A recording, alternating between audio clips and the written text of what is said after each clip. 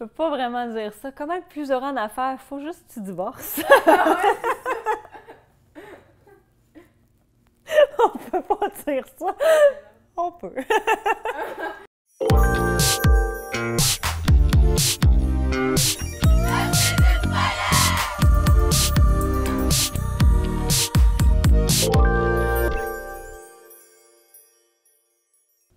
Bonjour, bienvenue au Paillettes Show, le show pour trouver plein de trucs et conseils pour faire briller complètement votre potentiel, autant personnellement que professionnellement. Mon nom est Mélissa Normandin-Roberge, je suis une experte en paillettes. Oui, une experte en paillettes, mais en fait, on peut aussi dire une coach en affaires, mais c'est comme un peu plate. Et je vous invite à visiter mon site internet, le www.melissanormandinroberge.com. Vous allez pouvoir télécharger gratuitement mon livre pour pouvoir vous aider à booster votre persévérance. J'espère que vous allez bien. Moi, je vais bien parce que je suis heureuse en affaires. Et c'est d'ailleurs le sujet que je vais vous parler aujourd'hui. En fait, comment est-ce qu'on peut être plus heureux en affaires? Parce que c'est prouvé que ce n'est pas nécessairement votre chiffre d'affaires qui va faire de vous quelqu'un de très, très heureux, quoique ça peut aider, évidemment. Ce n'est pas nécessairement de faire plaisir à vos clients non plus. Il y a vraiment des études qui ont été prouvées qu'en fait, quand on remet certains trucs de l'avant-plan, on devient plus heureux en affaires. Parce qu'on va se le dire, quand on a une entreprise, on devient stressé parfois parce qu'on a 1000 choses à faire, on devient même anxieux, on peut développer beaucoup de choses au niveau de la performance, de toujours avoir plus. Et ce n'est pas nécessairement ça qui va vraiment venir connecter notre plaisir et notre bonheur d'être en affaires. Je vous parle un peu de mon expérience personnelle. J'ai été l'heureuse propriétaire et directrice d'école de musique pendant super longtemps, pendant 15 ans en fait. Et il n'y a pas une journée que je me levais en me disant « Oh, aujourd'hui ça me tente moins ». Mis à part peut-être la dernière année où j'ai constaté qu'effectivement, j'étais peut-être plus heureuse dans ce que je faisais. Pourquoi est-ce que j'étais, dans les premières années, hyper branchée sur ce que j'aimais, sur ce que je faisais en fait, puis que j'aimais faire ce que je faisais? C'était beaucoup parce que je carburais à la passion énormément. Je carburais à enseigner la musique, à transmettre cette passion-là aux jeunes, de voir les jeunes en action, puis de les voir vraiment eux aussi se réaliser. Puis ça devient en fait plus grand que soi. Et c'est réellement ça qui va pouvoir vous aider à, oui, obtenir plus de bonheur au travail.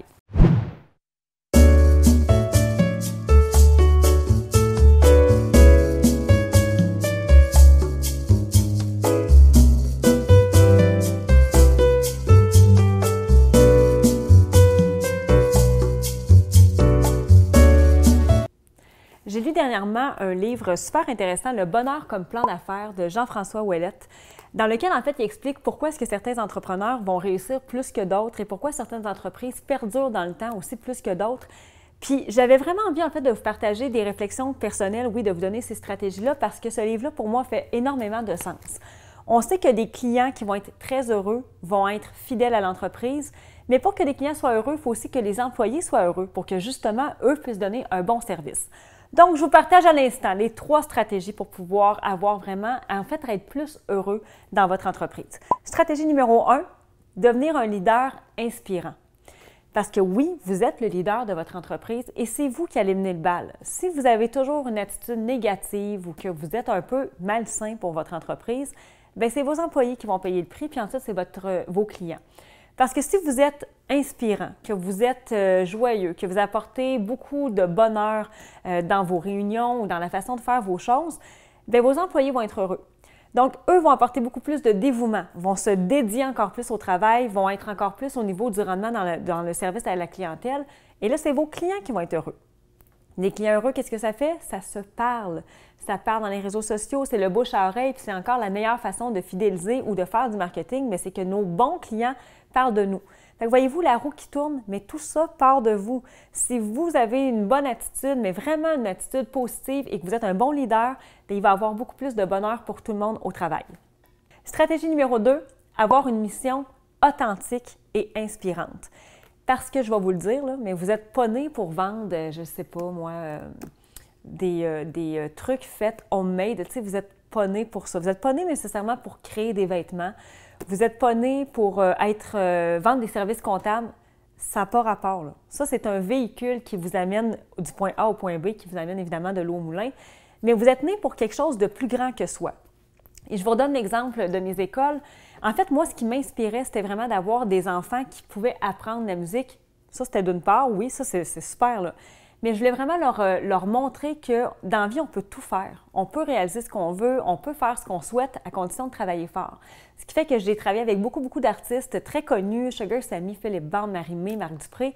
J'ai amené ces artistes-là pour mes élèves, pour leur inculquer ça.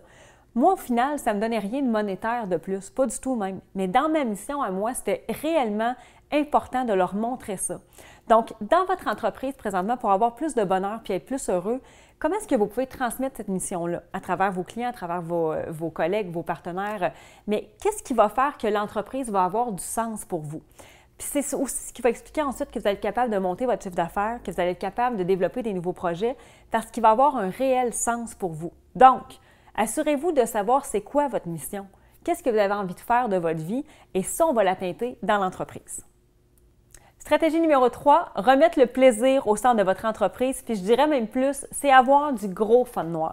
Parce qu'on a ce luxe-là, on a le luxe de faire ce qu'on aime, de vivre de notre passion, de carburer au défi, puis on l'oublie parce qu'on a 1000 choses à faire, on a des to-do lists, puis là, on stresse, puis on angoisse, puis là, on n'a pas de clients, puis là, on cherche, puis là, ça finit plus de finir. Alors qu'on a réellement ce luxe-là de mettre du fun dans ce qu'on fait tout le temps, d'en mettre dans nos collaborateurs, bien peut-être pas dedans, c'est ça l'ombre, en mettre avec nos collaborateurs, en mettre avec nos employés, avec ce qu'on a à faire. J'entends mon adjointe qui rit en haut.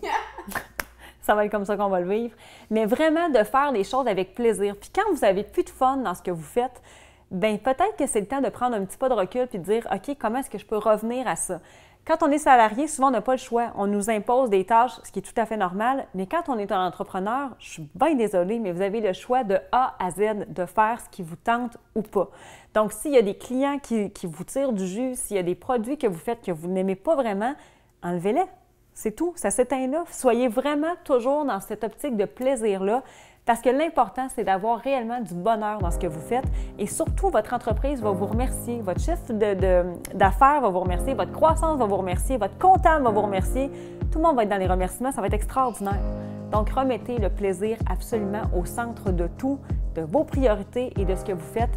Je vous garantis que vous allez avoir un retour sur investissement qui va certainement vous surprendre. Je vous dis à très bientôt. Je vous demande évidemment de m'écrire peut-être comment est-ce que vous réussissez à avoir du plaisir dans vos entreprises. Vous pouvez me suivre aussi dans mes médias sociaux. Donc sur Instagram, c'est le contenu qui n'est pas tant pertinent. Ça m'arrive parfois. Sur YouTube, vous pouvez aussi me suivre. Et évidemment, sur Facebook et dans mon groupe, faites briller votre potentiel. Je vous attends pour qu'on puisse briller tout le monde ensemble. À bientôt! Je faisais une blague, là. C'est pas de se divorcer, là.